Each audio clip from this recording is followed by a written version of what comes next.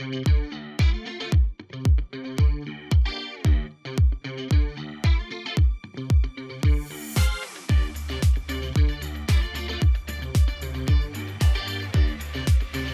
amigos, bienvenidos a otro capítulo más de Arte y Diseño. El día de hoy nos vuelve a acompañar el arquitecto Andrés Rodríguez del estudio de Catarsis. Si recuerdan, en capítulos anteriores nos estuvo recibiendo en su estudio. En este caso volvemos a venir a su estudio. Aquí podemos ver parte de sus trabajos y vamos a hablar pues sobre un poco sobre el tema de la creatividad y los procesos creativos que lleva como tal pues, el estudio y él como arquitecto trabajando aquí como tal. ¿Cómo se encuentra el día de hoy? Muy bien, gracias. Gracias otra vez por acompañarnos, por invitarnos a esta serie de charlas, estas pláticas que siempre son interesantes, ¿no? Para los que nos gusta el diseño. Gracias. Es correcto. Sí. Bueno, hablando del tema que vamos a abarcar el día de hoy, que sería creatividad y proceso de diseño, ¿usted se considera creativo? Habría que definir qué es creatividad, ¿no? Uh-huh. Digo, no tengo la respuesta del diccionario, pero me lleva a pensar en que creatividad viene de la persona que crea, uh-huh. que hace cosas, ¿no? Y en ese sentido, pues sí soy creador, ¿no? Sí soy creativo. Pero generalmente tenemos entendido el concepto creativo en el imaginario colectivo como la persona que se viste distinto, que hace cosas distintas a lo común. Uh-huh. Y entonces, si nos referimos a ese colectivo, no soy, ¿no? Al creativo del imaginario colectivo, del uh-huh. que se viste distinto, que hace cosas distintas, que actúa distinto, como Salvador Dalí traía un oso hormiguero de mascota. Así de creativo no soy. Ese nivel de creativo, ¿no? No. Pero si nos referimos a creatividad por el hecho de crear algo, sí, sin duda. Pues, es parte del quehacer de los arquitectos. O sea, pues sí, sería parte de crear, pues es muy fundamental en el desarrollo de hacer un diseño, ¿no?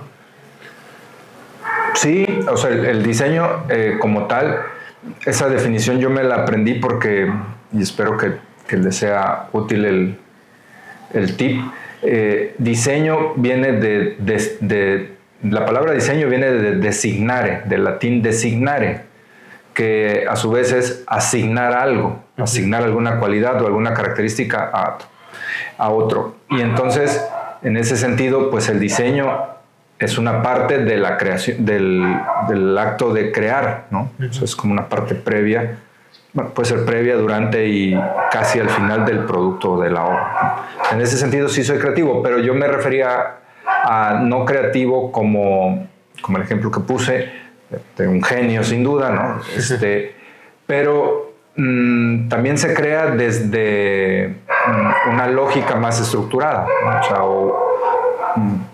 hay distintas formas de crear, eso es a lo que quiero llevar, ¿no? La parte del proceso creativo, ¿no? Que como tal, ¿usted tiene un proceso creativo? O sea, ¿sigue una metodología? Como tal, ¿cuál sería la metodología que usted sigue en este caso? Sí, o sea, yo creo que un ejercicio interesante es reflexionar sobre cómo diseñamos o cómo aterrizamos las ideas. Ese ejercicio sirve para analizar ese proceso que estoy llevando a cabo. Entonces, por ejemplo, en algún momento cuando yo daba clase le pregunté a las alumnas que hicieran su lista de pasos a seguir para crear un diseño.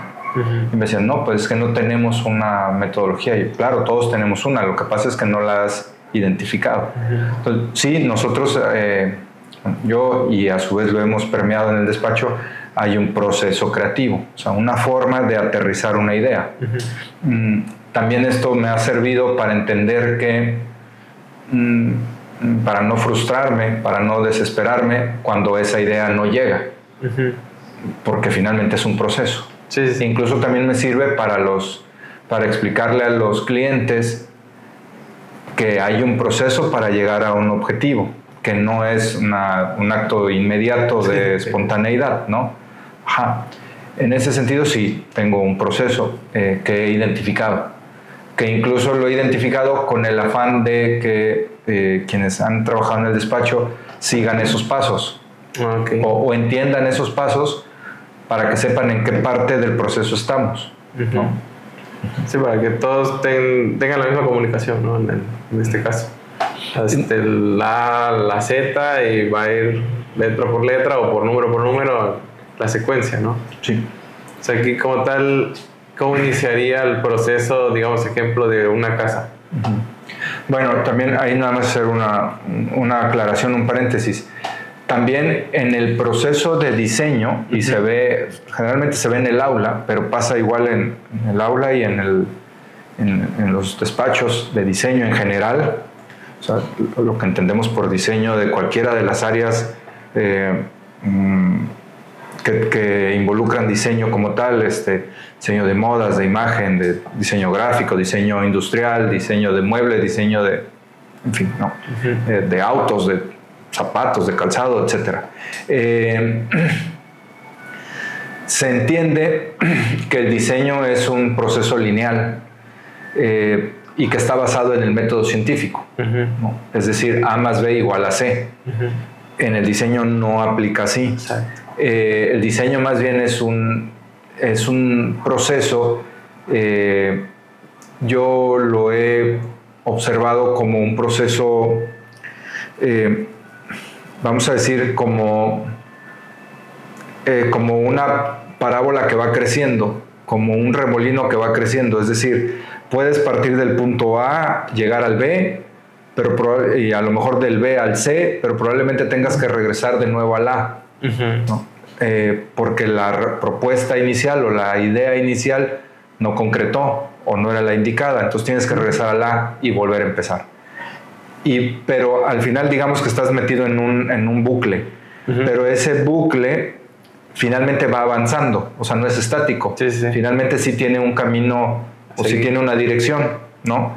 Lo que pasa es que no lo notas, pero entonces es un crecimiento como así, ¿no? Como no lineal, sino que vas, regresas, y en ese vas y regresas a lo mejor vas avanzando del punto A o del punto inicial hasta que llegas a una meta, ¿no? Entonces, bueno, hay que aclarar eso porque no es, en el diseño en general no es una línea recta de inicio a fin, ¿no? Esto también es interesante que los jóvenes estudiantes de diseño entiendan, porque si no se frustran. O sea, ellos piensan que si uno les hace un encargo y llegan con su respuesta y tú le dices que está mal como asesor, entonces, bueno, entonces ya no sé qué hacer. No, a ver, está mal, pero tienes que regresar al origen, revisar los factores que generaron esa idea y volver a arrancar otra idea, ¿no? Yo creo que tienes que partir de una idea. No va a ser la final, pero por algo tienes que empezar. Por algo se inicia. Exacto. Entonces es como, haz algo, lo que sea, ¿no? Tampoco cuestiones tanto esa primera idea, porque esa no va a ser. Pero a partir de ahí vas a desprender nuevas ideas. Entonces, en ese proceso llegarás a una meta, ¿no? Ahora, en el despacho, lo que hemos hecho con el tiempo, el despacho cumplió el año pasado, que nos hicieron favor de acompañarnos al aniversario, 15 años, y en esos 15 años, de alguna manera, se ha establecido o se ha generado una dinámica de cómo diseñar o cómo proyectar, ¿no? Por ejemplo, para diseñar una casa, bueno, yo hice la maestría en diseño arquitectónico y bioclimatismo. Y entonces nos hacen mucho hincapié en las condiciones del sitio, el análisis de las condiciones del sitio.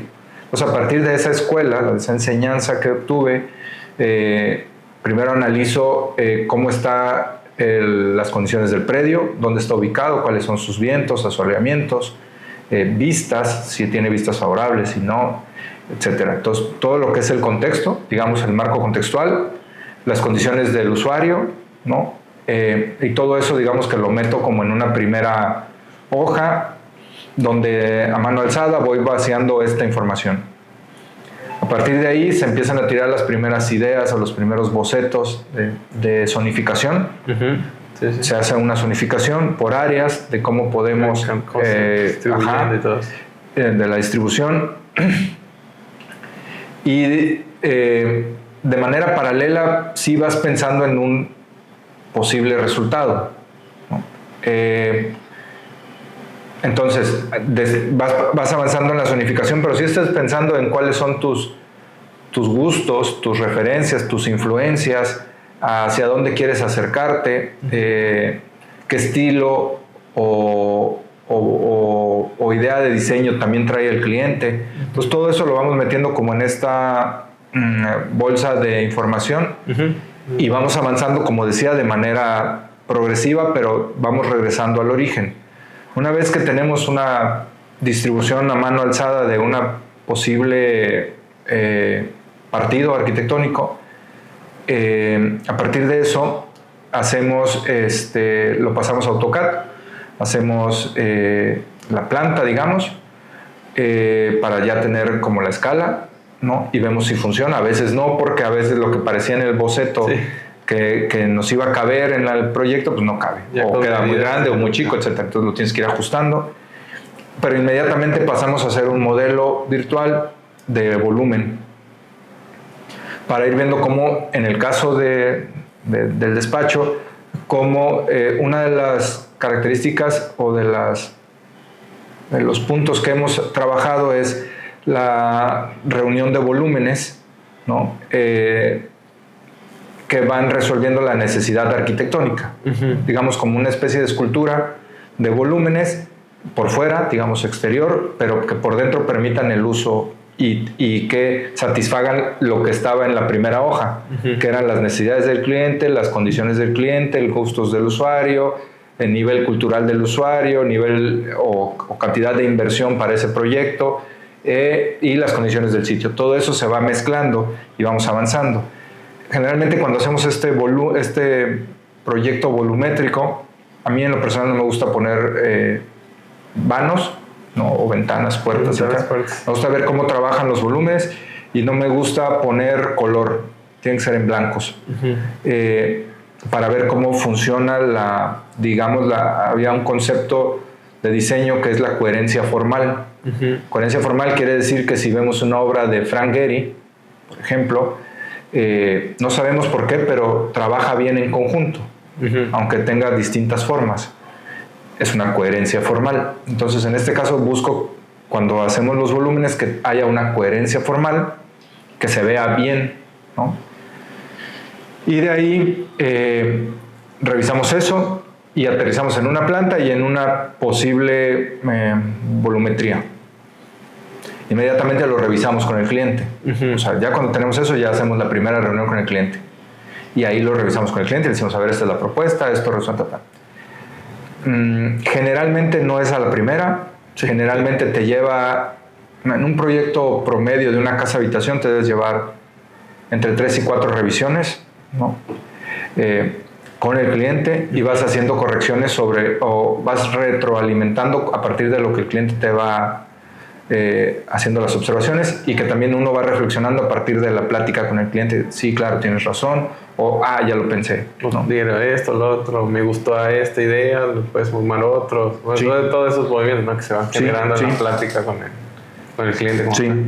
Entonces vamos así, y digamos que después de la tercera, cuarta revisión ya tenemos un proyecto o un anteproyecto ya más o menos resuelto, y entonces ya empezamos a poner ventanas o vanos, ¿no? Últimamente he estado pensando mucho, he estado tratando de poner en práctica el tema de ser más estricto en el manejo de volúmenes sobre volúmenes. O sea, que las aberturas o vanos no parezcan una ventana tradicional, ¿no? Por ejemplo. Porque hay muchas formas de meter luz o aire, no nada más con una ventana convencional. O hay muchas formas de lograr que la persona acceda de un punto a otro, no nada más con una puerta. Entonces eso estamos trabajando. Entonces ahí ya hacemos esas aberturas para resolver esto y que la forma trabaje bien, y digamos que ya lo vamos aterrizando. Y después ya generalmente del proyecto 1 Al 4 hay muchos cambios y ya después ya nada más son como específicos de áreas y ya una vez que las áreas interiores están resueltas, trabajamos con fachadas y vamos resolviendo como, ok, la fachada 1 se ve bien, pero la 2 ya no tan bien, hay que trabajarla más y vamos aterrizando hasta llegar a un proyecto que creemos que ya pueda ser terminado y de ahí ya lo trabajamos, lo volvemos a revisar con cliente y ya entramos en etapa de acabados en el proyecto. Una vez que está esto que comento,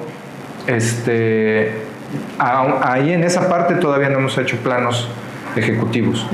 Siempre se manejan como anteproyecto y ya que tenemos todo lo anterior, entonces sí, ahora sí hagamos los planos ejecutivos que serán la suma de las plantas y de los volúmenes. Y ahí aterrizamos ya en un proyecto más o menos final. Entonces es todo un proceso largo, por así decirlo. Sí. Que conlleva realizar en sí nada más la propuesta, ¿no? de la casa al principio, ¿no? Porque ya después sigue el proceso, pero ya del proyecto ejecutivo como tal y todo lo que conlleva realizar la obra, ¿no? Sí. Ok. Tuvimos una pequeña pausa y continuamos.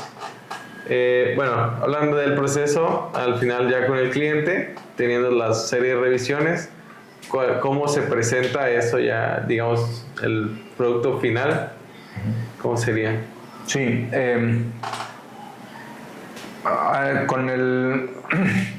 con la comunicación hoy en día, generalmente, bueno, hay dos formas. Una, dependiendo también del cliente y del proyecto, porque se le puede mandar un WhatsApp con la información y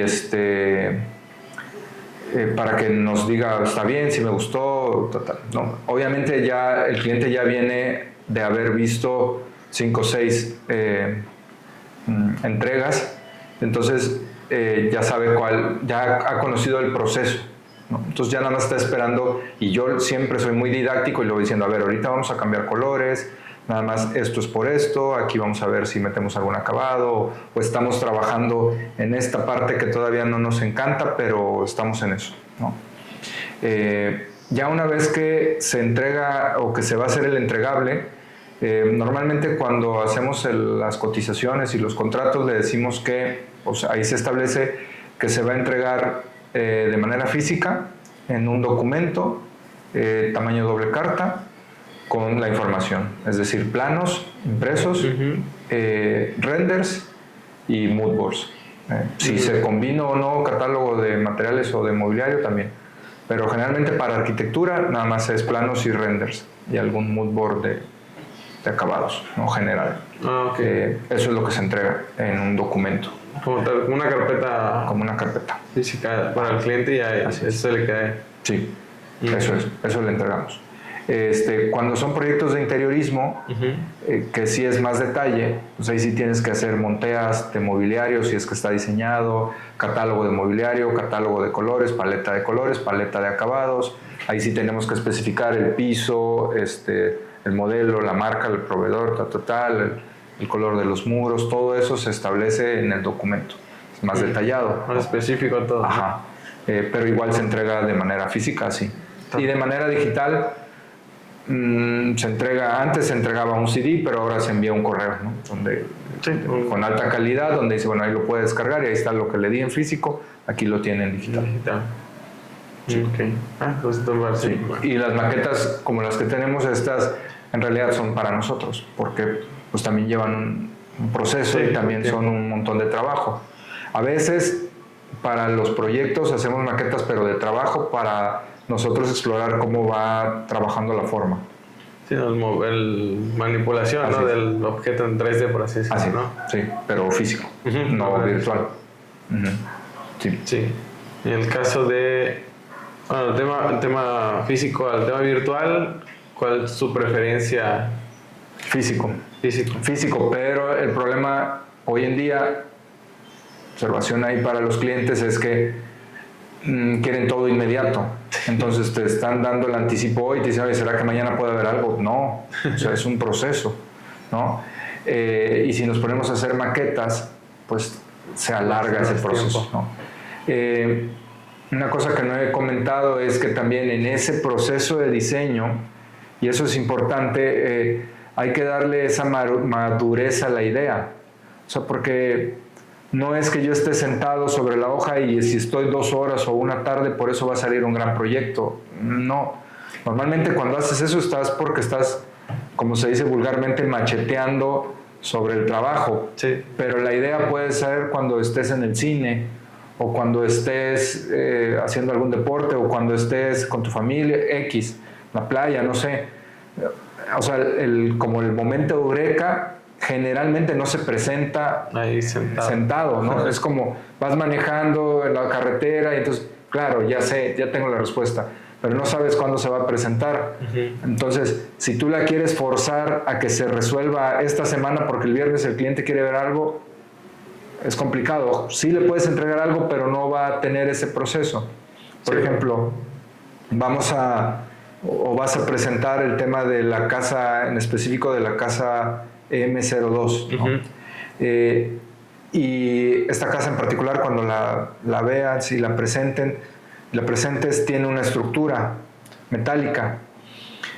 Esa respuesta surgió porque normalmente nosotros en la oficina utilizamos una estructura metálica, una viga ahí, un IPR, que ayuda a soportar, porque me gusta la estética industrial, ¿no? Como minimalista industrial, o sea, es como muy cuidada, pero sí dejas el elemento estructural visible.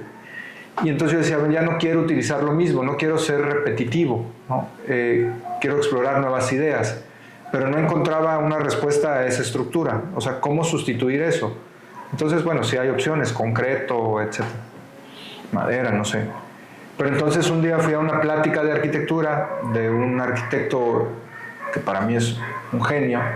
Nunca va a ver el video, creo, pero bueno, si lo ve, es Brahim Bautista, ¿no? De Jalapa. Hace arquitectura de constructivismo, es un genio desde mi punto de vista este cuate. Y él estaba hablando de sus proyectos, pero entonces en una de las partes, durante su plática, entendí que, ok, claro, puedo utilizar una estructura distinta a lo que siempre ocupo y entonces jugar con esa estructura. Quizás no tengo la libertad creativa o las licencias para hacer lo que hace Brahim, porque mi arquitectura es mucho más interiorizada, mucho más hacia adentro, muy controlada, ¿no? Casi no hay elementos fugados, ¿no? Está todo como muy controladito, ¿no? Que tiene que ver también con la personalidad de los arquitectos, ¿no? Y en ese sentido dije, ok, pero sí puedo utilizar esa estructura de esta forma. Entonces, a lo mejor no tenía la respuesta, pero en esa plática encontré que podía experimentar con otra forma de hacer estructuras, ¿no? Y a partir de ahí surgió eso, pero no surgió sentado o viendo imágenes en la computadora, ¿no? Surgió a raíz de una charla. Entonces, por eso digo que el proyecto tiene que tener su tiempo de madurar la idea el diseñador o el arquitecto o el diseñador gráfico, etcétera, para que vayan surgiendo ideas sobre en el proceso, ¿no? en el inter de llegar a la conclusión. Obviamente tienes que estar trabajando, ¿no? Como dicen, bueno, te tiene que encontrar las musas trabajando, sí, pero generalmente en mi experiencia ese momento eureka no viene sentado en el escritorio, ¿no? Sí, como luego pasa en los memes que comparte la gente en la que está una persona dormida y ya se le ocurrió, ahí van los baños. Claro, pero eso en teoría pasa, según la ciencia, porque está trabajando el inconsciente. Entonces, el inconsciente no reconoce horas y no reconoce día o noche, etcétera. Está trabajando y entonces hasta que encuentra la respuesta. Por ejemplo, una parte fundamental o una parte donde siempre pasa en la serie del Doctor House, que a mí en lo personal me gusta mucho, siempre hay un momento eureka, cuando él está haciendo algo que no está en el consultorio y es cuando encuentra la respuesta a la enfermedad, ¿no? Y le puede pasar en distintas situaciones, que ahí lo enfatizan en la serie los productores, los directores, porque cambia su actitud y cambia su manera de ver, ¿no? O sea, como que ve hacia adentro Sí. Entonces dice, claro, esta es la respuesta, papá. Y entonces ahí deja de hacer lo que está haciendo y se pone a buscar la solución, o dice, esta es la solución, la persona tiene tal enfermedad, ¿no? Eso, insisto, no lo puedes forzar a que si el cliente te dice, el viernes tendrás algo.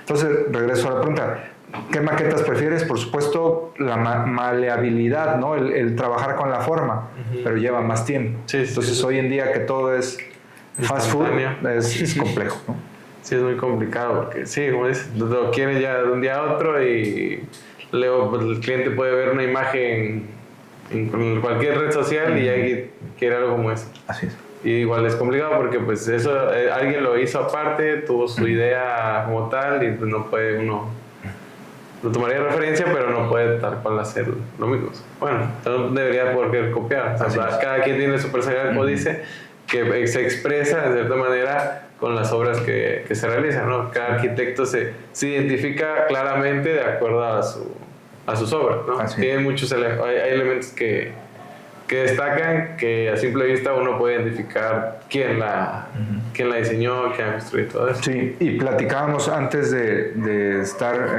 grabar, que a mí me ha pasado, y lo he comentado con el amigo dueño de la casa a la que vamos a visitar, que él es artista plástico. Me gusta de repente platicar, lo hemos comentado, con gente de otros perfiles, porque tienen otras aproximaciones de diseño o respuestas. Y entonces eso también se me hace interesante como encontrar esas respuestas. Y por ejemplo, lo platicaba con él y le decía, haga lo que yo haga, llego a productos terminados similares. Ahorita estamos haciendo un proyecto para un fraccionamiento, una residencia, y cuando vi el producto final, que yo no sabía que iba a llegar a ese, después de todo este proceso, dije, ese proyecto se parece a este, pero no era mi intención, el resultado se pareció, dio. Y lo platicaba con este amigo y me decía, tienes que cambiar los procesos, justo, no hagas el recorrido que siempre haces de hoja en blanco, bocetos, zonificación, haz otra cosa para que tengas un resultado distinto, ¿no? Entonces, el tema es que no es fácil desprenderse de lo que uno hace habitualmente, o sea, de cambiar un hábito es complejo y siendo brutalmente honesto, hay un miedo. Yo no sé a dónde me va a llevar si cambio lo que hasta ahora me siento a gusto con lo que hago, ¿no? Hasta ahora. Pero sí hay siempre una cosquillita al creativo de siempre experimentar o buscar respuestas nuevas, ¿no? Entonces, si vemos la evolución de un diseñador en su obra, sí hay un cambio, o sea, no se mantiene siempre igual. Si ves la obra 1 y la última, seguramente no se parecen, pero si ves la 1, la 2, la 3, hay una secuencia. Una secuencia, sí. Una secuencia que ya va llevando, digamos, el proceso como tal que ha tenido. Son cambios casi no significativos, mínimos, pero al final sí hay una pequeña evolución, ¿no? o un pequeño cambio, ¿no? Sí, eso sí. Sí, en el caso de la casa que visitamos, pues lo más atractivo visualmente es la viga estructura, la armadura en color rojo, que a simple vista es súper llamativa, ¿no? Es el hecho de que sea así, ¿no? Que sea llamativa.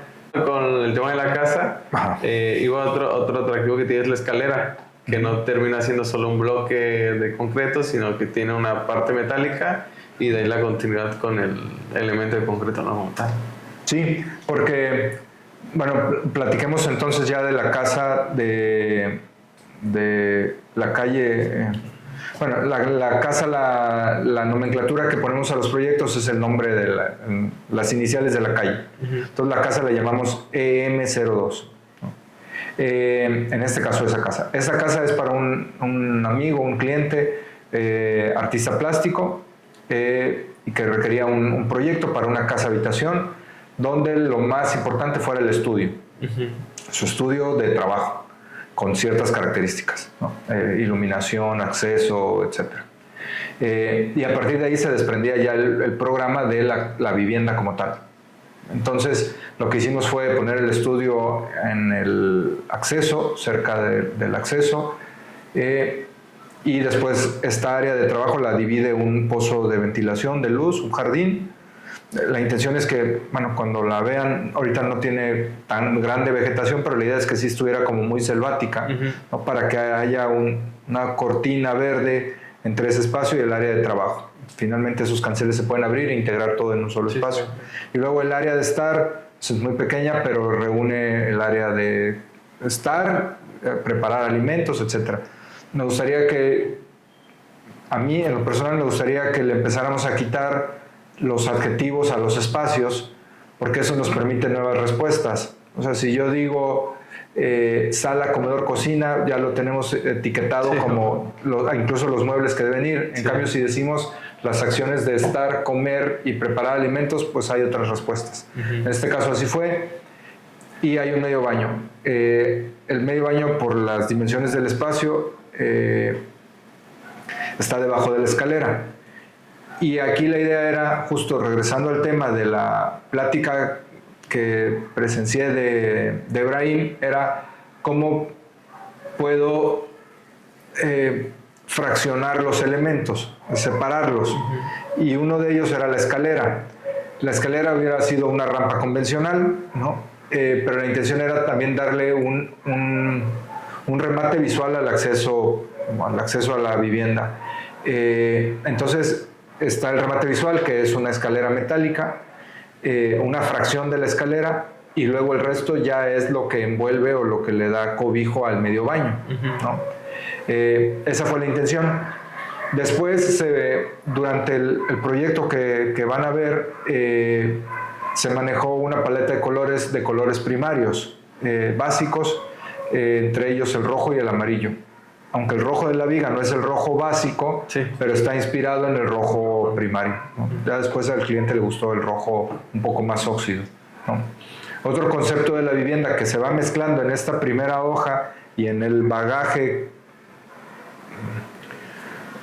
que viene de maletas, ¿no? Lo que viene uno cargando detrás, o de las referencias y las influencias que uno tiene, era la arquitectura un poco hacia lo industrial, un poco hacia el minimalismo, hacia lo mínimo, los mínimos elementos, y como el tema era industrial, tenía que ver con las instalaciones aparentes, pero controladas, digamos, con la embarradita de minimalismo, o sea, muy controladas, ¿no? Entonces las instalaciones son visibles. Después está la estructura, que es la columna vertebral de la casa, que carga la casa, que se puede generar como un efecto de ornamentación, esta propia estructura, pero en realidad su función es cargar. Después puede lucir o no, pero su función principal es cargar, ¿no? Está trabajando. Dejamos algunas áreas con concreto aparente y la paleta de colores fue neutra para que destaquen los elementos decorativos, ¿no? Se integró la cocina en una barra que tiene continuidad hacia el estudio para que visualmente haya una unidad, y se manejaron colores en los baños, se manejaron algunos azulejos neutros, blancos con colores primarios, ¿no? Al estilo, digamos, un poquito de Mondrian. Y por ejemplo, esto nadie lo sabe, creo, pero se los puedo platicar. Esta referencia del azulejo ahí, yo lo saqué yo me acordé que hace como 12 años fui a París y estuve en el museo, el Pompidou. En los baños, los azulejos son como azulejos de aquellos tradicionales de 11 por 11 de cerámica, pero en una paleta de colores diversa, ¿no? Como si fueran confetis, ¿no? El área de los baños. Sí. Entonces yo desde hace 12, 13 años traigo eso ahí y entonces lo apliqué un poquito acá, porque la idea, platicando con el amigo dueño de la casa, era pues utilicemos colores primarios y vayámonos a elementos primarios. Entonces era poner esto en prueba, a ver qué pasaba, ¿no? Entonces también fue un trabajo como de diseño. Todos los muebles de baño están diseñados, lavabos, ¿no? Principalmente están diseñados, no son de línea, ¿no? Las bases de los soportes son diseñados en herrería, ¿no? Entonces fue un ejercicio de diseño de muchas piezas. El soporte de la barra de la cocina, de la cocineta, también se diseñó a manera de las grúas del puerto, ¿no? O los soportes de los portones, el sistema del portón también está diseñado como grúa. Entonces también, pues todo eso es un trabajo entre diseño y la relación con los operadores o con los técnicos, ¿no? Con los pues con quienes lo hacen real, ¿no? Pues lo hacen, lo construyen, ¿no? Así es. Decirlo. Sí. Okay. Sí, todos esos detalles son muy visibles, muy llamativos y atractivos a la vista, porque pues no es tan común que en una casa se vea, ¿no? Así tal cual. Y pues en este caso el amigo cliente es va relacionado a una parte como su arte plástico, pues también como que va acorde, ¿no? Con el contexto, la idea y todo eso. Sí, de hecho, por ejemplo, me pasa comúnmente que los clientes nos dicen, a la mayoría de los diseñadores nos dicen, no, a ver, no te loques mucho, tiene que ser algo muy sencillo, no, generalmente. Y en este caso al revés, o sea, me decían, no, hey, Arqui, dale rienda suelta a las ideas, ¿no? Entonces eso estaba padre porque había una libertad creativa.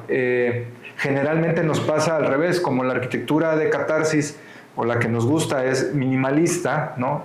Y nos gustan los tonos neutros, los volúmenes controlados, generalmente la arquitectura blanca. Ahí sí el cliente dice, oye, pero ponle color para que se vea un poquito mejor, y a mí me hace ruido, ¿no? Porque a mí me gustaría que todos los elementos fueran neutros, ¿no? Sí. Algunos de mis referentes, por ejemplo, de arquitectura portuguesa, pues hacen cosas de un solo color y además se ve más monumental la arquitectura, ¿no? Álvaro Siza, por ejemplo. Y pues es difícil cuando son obras de encargo, ¿no? Con clientes específicos, que los convenzas de que su casa pueda ser toda roja, ¿no? Es un poco difícil lograr eso, pero bueno, estamos en ese camino, ¿no? En ese proceso. Sí, en ese proceso, sí. Ok. Bueno, ya llevando un poco a la conclusión de estos temas, ¿algún tip, consejo, sugerencia o que quisiera dar como cierre a la plática? Sí, gracias. Bueno, primero que nada agradecerte, Felipe, por tu tiempo, por las atenciones. Ya lo hemos platicado, soy muy agradecido, y en lo que yo pueda apoyar, adelante. Como conclusión, lo platiqué la vez pasada, cuando me hiciste favor de acompañarnos, de venir. Yo no soy quien para dar opiniones o no soy ninguna autoridad, ¿no? A lo mejor soy un poco más viejo, pero no autoridad, eso no me convierte en autoridad. Pero yo creo que en general todos tendríamos que estar muy empapados o estar muy enterados del conocimiento en general. Lo dijimos la vez pasada, ¿no? Como lo hacían los clásicos del Renacimiento, ¿no? Enterarte de todo lo que está pasando, ¿no? Y más hoy en día con todos los avances tecnológicos, ¿no? Tenemos los diseñadores la fuerte tarea de no dejar que nos sustituya la inteligencia artificial, ¿no? Y que a lo mejor en nuestro espectro de nuestro nivel socioeconómico, cultural, etcétera, no tiene tanto impacto todavía, pero lo va a tener.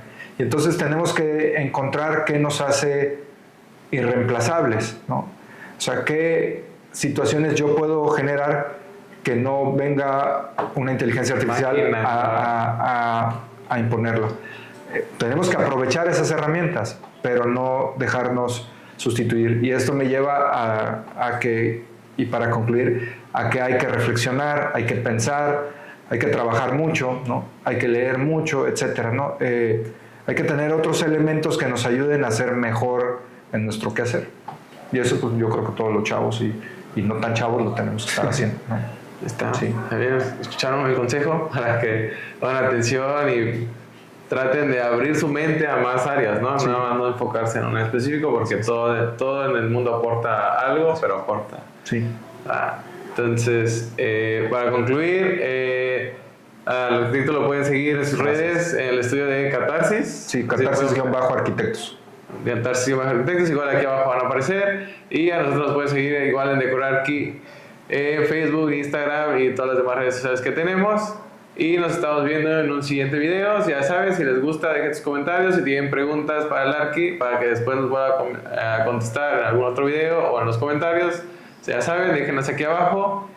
Y compartan este video para que más gente lo vea. Y creo que sería todo. Sí, gracias a todos por su tiempo. Gracias. Gracias. Ahí nos vemos.